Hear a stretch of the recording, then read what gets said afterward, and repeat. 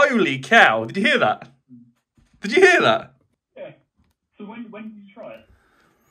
That's got so much carbonation it busted my lid off.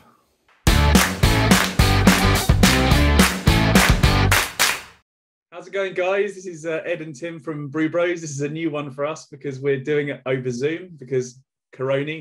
We can't meet up still. So bear with us. It's a little bit odd. As you can see from Ed, he's lost a considerable amount of hair even for him since last time. Not looking good. Mine, if anything, I reckon is growing back. But anyway. Around the sides, maybe. So not so long ago, about a month ago, I brewed a punk IPA, a BrewDog punk IPA from the Brooklyn Brew Shop kit. And I tasted it very briefly in the video, and I wanted to share the proper tasting experience with Ed to see what he makes of it. So that is the purpose. Some kind of a big deal. Huh? Some kind of a big deal. Well, big deal on your road, maybe. I can tell you're pretty nervous because my opinion means so much to you. Wow. Wow. Right, so I'm gonna. Should we just open it? Nervous? Huh? Yeah. Let's go for it. I'm not nervous. The brew went well. I cold crashed. Yeah. Yeah. Did you not do that on the previous one then? Did I do it on the pre? Yeah, no, I did. I did it on the Elvis Juice. Yeah, Elvis Juice. Link in the corner.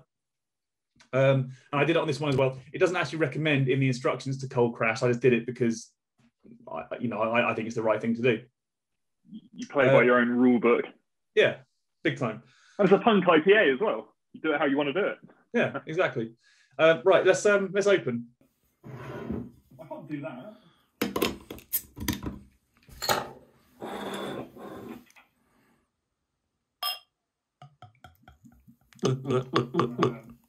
Tricky filming it.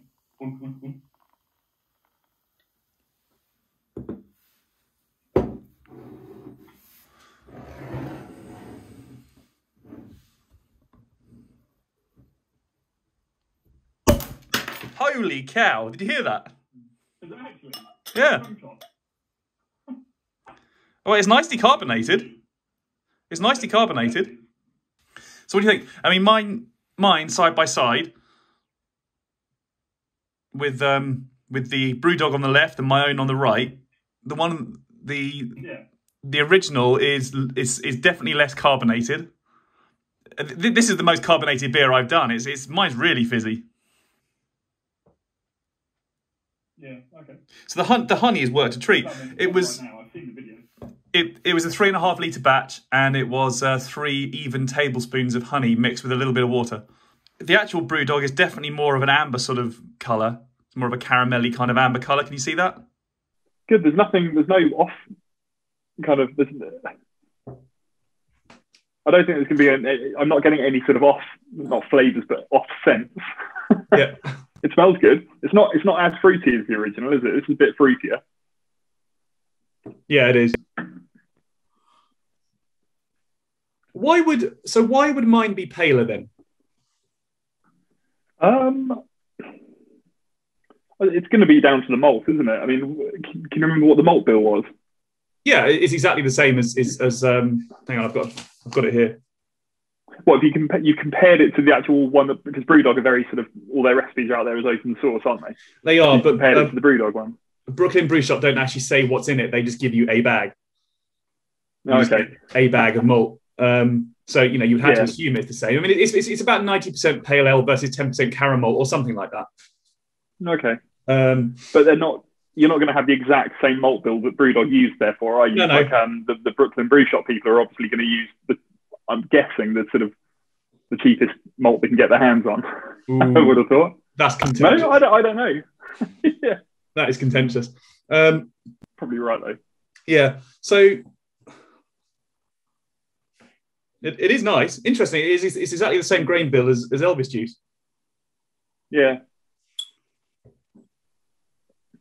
And in my Elvis Juice clone, which is a DIY clone, that wasn't Brooklyn Brew Shop, the colour of that, if you've seen the video, that does look pretty much, that looks dead on. Okay. So which one do you want to taste? You're a big fan. You're obviously a big. It's gonna have to be your one, isn't it? Go with your one first. Yeah, I reckon. Did you just try some, or are you just sniffing it then? Just sniffing it. Okay. There's not a huge amount of difference in the aroma. No, there is a difference though. It is quite a bit more kind of tropical, the original, isn't it? That's what I'm getting. It's sort of. But that's its selling point, isn't it? Tropical fruit, like pineapple-y, grapefruity. Yeah. Scent-wise though, there's nothing bad coming off your one at all. No. I think it's pretty good. The main discrepancies between the BrewDog recipe and the Brew Shop kit were there's 3 hops missing from the kit. So it's a massive load of hops. And in fact, BrewDog say that they focused all their energy on dry hopping to amp up the aroma. But in the Brooklyn Brew Shop kit, you don't actually dry hop. So there's missing. Say again? No, I'll let you go first. I interrupted. I was going to say that Nelson Sauvin, Nelson Sauvin hop, interestingly derived from Sauvignon Blanc. Yeah, fact. Is it really? Okay. Yeah, fact. That's you're supposed to add that at the end of the boil, 2.4 grams, which it didn't have. And then also you're supposed to add another 2 grams of Nelson Sauvin in the dry hop and 7 grams of Cascade and 2 grams of Amarillo, all of which were missed out. Right, okay. The question is, why were they missed out? Was it to save money? I mean, I guess it would be because the kits, the hops are pretty much the most expensive part of the kit. Yeah, definitely. Other than the actual materials themselves. The BrewDog recipe, the original one started in 2007, and then they kept it the same until 2011, and then in 2011, for the Punk IPA. And then in 2011, they changed it, even though it was doing really well. It was the number 1 selling IPA in Scandinavia. Facts, look it up. At that point, but they still decided to change the recipe because they weren't dry hopping up until that point. So they changed the recipe in 2011, and that's where they started dry hopping it. Right. Interesting. Look it up, man. When we eventually go up there and interview them, we'll find out why. Well, yeah. I think they just wanted to improve the aroma and tinker with the bitterness a little bit. Right. They hadn't started dry hopping their beers until that point. And do you think they left it out of the kit because, well, it might have been too expensive, firstly, but also, these kits are aimed at the first-time brewer, like the gift market in particular. Yeah, and that's what I mean. It's not a criticism. It's not a criticism of the Brooklyn Brew Shop at all, because they want these kits to appeal to first-time brewers who aren't going to be willing to spend a silly amount of money on. So yeah, they probably will tinker with the sort of malt and hop bill a little bit to make it more affordable for first-time brewers to begin with. Yeah. Otherwise, they wouldn't be interested in the first place. And also, dry hopping is something that you can mess up. Obviously, 2 or 3 or 4 days after fermentation dies down, having to sanitize and everything else. It's just a bit, it can be a bit cumbersome for someone who's never done it before. Yeah. Let's try it. Yeah, go for it. Have you got another interesting fact? You were about to tell me another fact, weren't you? Yeah, I was actually. I was about to say that BrewDog, in their recipe, say that they suggest dry hopping post-fermentation for 5 days at cellar temperature, which they recommend at 14 degrees centigrade, because apparently that temperature is what brings out the most aromatic hop profile. Oh, okay. And that's from the dog's mouth, all right? Yeah, okay, let's taste. Let's taste mine, yeah? Okay, let's go for it. Cheers. Dziękuję. It's pretty nice. Very good. Is it good? It's very good. Yeah. Starting to think something is going on here.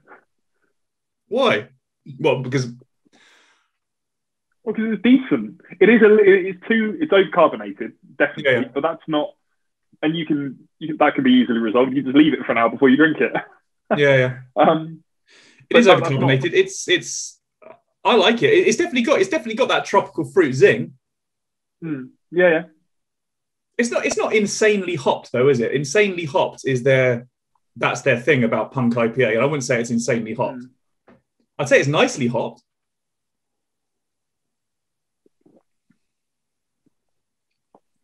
Yeah, that's really nice. You've done well there. Thank you. A slight hint of caramel. Yeah. Yeah, I like it. I get a little bit of pineapple, bit of grapefruit maybe. Definitely. It's definitely quite. Definitely got that tropical quality. I like that. Let's try the BrewDog itself. My one, BrewDog. Your one, BrewDog. Yeah. So let's give the BrewDog a go.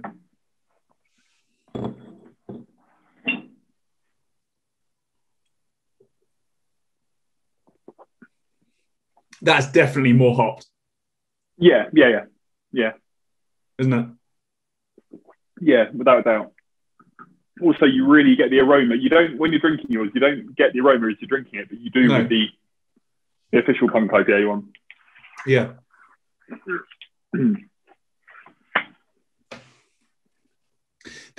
They're pretty close. I mean, mine isn't as strong alcohol-wise. Mine came in at just a shade under 5%. So the target ABV was 5.6. And I think you can taste that, actually. I think you can taste that mine's got slightly less booze. It's quite a bit lighter, isn't it? You can tell it's lighter when you're drinking it. It's a lighter beer. It's definitely lighter. Smell, you definitely get more hops with the BrewDog. For sure. And that's going to be the dry hopping, isn't it? For the aroma. Yeah, definitely. But that's not to say it's not a decent beer that I'd happily drink, because I would happily drink that. Yeah, that's a brilliant beer for your third brew. I'm not one to brag, but yeah, it is pretty light though, isn't it? It's not really a Punk IPA in my book. No, it's not. It's light and it's not as heavily hopped, but it's nice. It's a nice drinking. It's kind of like a pale ale, isn't it? Yeah. I think. Yeah, it's lovely. It lacks a little bit of body compared to the original. Yeah. So score them out of 10 then. Score mine out of 10 and then the BrewDog. That's difficult. Well, the BrewDog, I mean, that's a great beer, isn't it? Wow. Am I scoring this as a homebrew or as a beer alongside the BrewDog one? However you want. Score it as a beer alongside the BrewDog one. I'll be honest though, if someone brought that one, the Brooklyn Brew Shop, to me in a pub, I'd drink that quite happily. Yeah, definitely. Yeah, you wouldn't question it, would you? At all. I refilled, by the way, while we had that technical outage. I refilled my glasses. I think I'd score yours, and this is alongside the original as well. I reckon I'd score yours a 7 out of 10. I think it's really good. It's really impressive. You're a bit annoyed, aren't you, really? Yeah. Deep down under that flowing hair of yours, you're a bit annoyed. The first 3 beers we brewed were, the first one was terrible, which I mentioned before, and we threw it away. I had a pint and then I was ill for a few weeks. Yeah. The second one was one of those, I think it was just an anomaly because our process was terrible and we didn't really know what we were doing. Mm-hmm. But it worked out amazingly. It was really good. It was an American IPA. Right. And then the third one we did was not very good at all. And I think we binned that one as well. So this one for a third beer, that's amazing. That's brilliant, I think. I'm happy with that. Interestingly, they didn't put any gypsum in the set. But they did with the Elvis juice one. No, the Elvis juice was a DIY. That was my own. I sourced all that stuff myself, and I put my own gypsum. Gypsum, calcium sulfate. They're the same thing, aren't they? I'm not a scientist. I mean, let's just say yes. Yeah. I think they are the same thing. But I put my own calcium sulfate in my Elvis juice clone. Video in the corner. Yeah. And also the Amazon kit that I bought, the £35 Amazon kit, link in the corner. That had a little sachet in with it, but the Brooklyn Brew Shop didn't have a calcium sulfate sachet. Oh, okay. I think you can taste that, actually. I think that the calcium sulfate, that apparently that brings out, that enhances the hops. Yeah. And I haven't had, this brew is definitely less hopped than my own Elvis juice was. Okay. So maybe that's why. I don't know. I suppose I'm getting onto the whole homebrew twang thing. Yeah, but there's none of that in there at all. No, there isn't. I use bottled water. I've used bottled water on all my brews so far. I don't really get a twang with that one. I'm pretty happy with. I think that tastes. I think that tastes. Getting on for a commercial beer. It's just the slight cloudiness that gives it away. Yeah, definitely. I think it's great. I think it's really impressive. I'm really happy. I'd score similar to you, I guess. The BrewDog's definitely, is definitely a superior beer, but it's not a million miles off. But in terms of how close would you say? They're not that close, really, are they? What, the two beers? Yeah. In terms of taste, I mean, I don't know. Yeah, I mean, if somebody, because I know what Punk IPA tastes like, I've had it a few times, and somebody gave me this, I'd be able to say, no, that's not Punk IPA. It wouldn't fool me, but on its own, as a pale ale, it would be great. I'd be very happy with that. Yeah. But it's not. I mean, it's really unfair comparison, because that's an incredible beer that sells. They sell millions of bottles of it around the world each year. Yeah. I was going to say, to summarize for me, I would say that the Brooklyn Brew Shop kit makes a really good beer, tastes great, and it'll be a really, really good introduction for someone. But it's not a perfect representation of Punk IPA. Mm-hmm. So perhaps if someone was to buy the kit, if they really wanted to get as close as possible, they need to get those extra 3 hops, don't they? They need to get Amarillo, Cascade, and Nelson Sauvin, and dry hop to be able to get that same kind of hop profile that the BrewDog's got. Yeah, I mean, it's a great starting point, isn't it? That brew kit, the kit you got from Brooklyn Brew Shop, is a great starting point. But it'd be interesting for you to then do this beer again, I think, with the actual ingredients that BrewDog have made available. Yeah. And then see how that compares to it. Yeah, that's a good idea. It's kind of a shame that you can't store these bottles for months and months and months. Because I'd like to lay one down and actually try it, and then try it against my own DIY kit. But there you go. What is he worried about then? Hot fade and that kind of thing. Yeah. Well, they say these BrewDog IPAs, they need to be drunk quite quickly when they're fresh. They don't age very well at all. Okay. So what's your next brew going to be then? What are you planning next? My next one is an Irish stout. Okay. So I've got the ingredients ready to roll. So I'll be doing that. Nice. Yeah. You might miss. I've got no response to that, really. He's a handsome guy, though, isn't he? Bit too much faith. So my next stovetop brew is going to be an Irish stout. How about yours? Well, I don't do stovetop brews. I know Rook. No, I'm going to be doing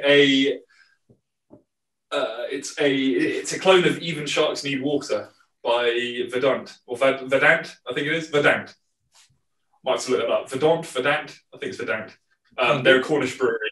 Yeah, the Cornish brewery. It's about 6.5%, 6.8%. You can take that background down now, you horse's ass. But I'm quite looking forward to that one. It's the most expensive beer I've ever brewed. Oh, really? Is that better? Yeah. Okay. Yeah. For the malt bill and the hops, it worked out at £45 for a 40-litre. £45 for a 20-litre batch, and I'm doing a 40-litre batch. So, oh, really?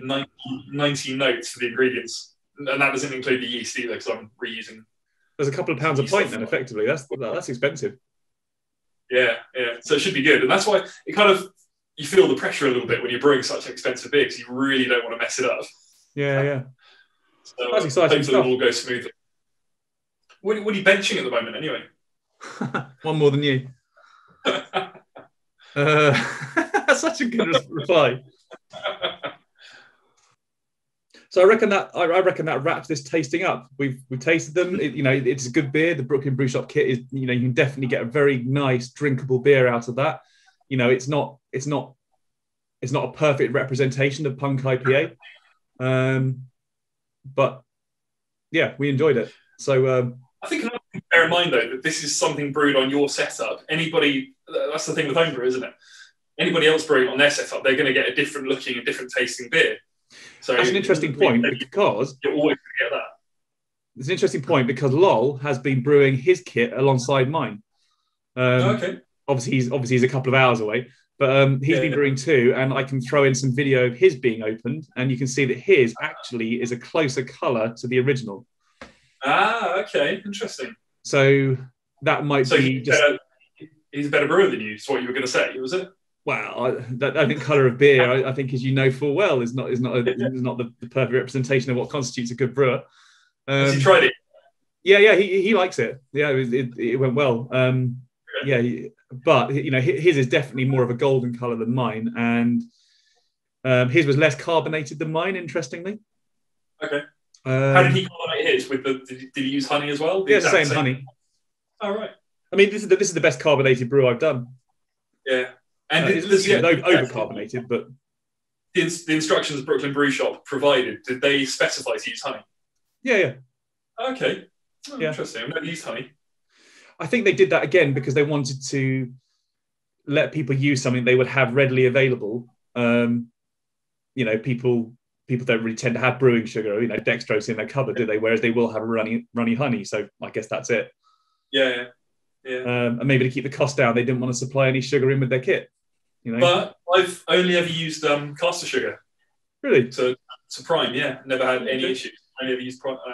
I boil it up for 15 minutes for a 20-litre batch. I boil up 300 mils of water with however much sugar I'm using. So there's no sort of contamination issues. I quite enjoyed doing it with honey, and I'm not ashamed to say, I tasted some of the beer prior to bottling with a little bit of honey mixture in it. It was actually quite nice. Oh, right, okay. I hate to say it was sweet. I guess it's sort of mead territory. We're gonna try and make some mead eventually. Yeah. What do you think? I think that's quite interesting. Just think about doing some what do you call it? Non-alcoholic fermented drink. What's it called? You love kombucha. Yeah. I was looking into making some of that. That could be quite interesting. Yeah, no, definitely. You should check out our boy Trent at the Brew Show about all that stuff. He brews all that kind of thing. Oh, does he? Okay. Yeah. He recently did like a Mexican thing using agave plant, which I forget the name of it. It's totally unheard of here, but that looked pretty good. I'll put a link to him up in the top so people can link to the Brew Show. But I think that's a wrap. Yeah. Yeah. Where's your that little thing I got you for Christmas, by the way? You haven't even mentioned it to me. Have you even used it yet? There we go. Don't trap your bald head in it. So anyway, there we go. That is our experience of the Brooklyn Brew Shop Punk IPA kit. Enjoyed it.